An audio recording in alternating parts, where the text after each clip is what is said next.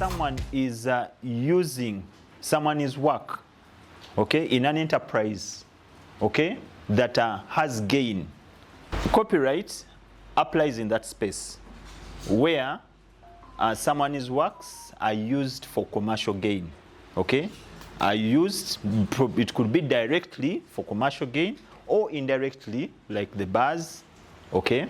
So what are we saying? This is what we need to consider. Before using a work, ensure that there is no infringement on any rights held in the works being used, okay. So you should always ask, who is the owner of the work? Have you obtained permission to use the work? Is your use of the work infringing? Has protection for the work expired? Okay? So never assume that the use of the work is lawful simply because you found it on a publicly accessible website or space.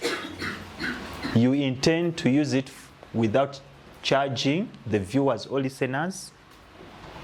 You are promoting the creator for free, okay? You own the copy you are using for communication of the work. You are only using a small part of the work. You have modified the work. You believe that the use is in the public interest. So never assume those things. Commons is hinged within not just the Declaration on Human Rights, but also within our law. If you come to our website, creativecommons.org, there's a link that takes you to the Ugandan chapter and the licenses we have co-adopted within our local laws and policies. Next. So we have a member who once told us that creators who thrive today are the ones who use the internet distribution most intelligently.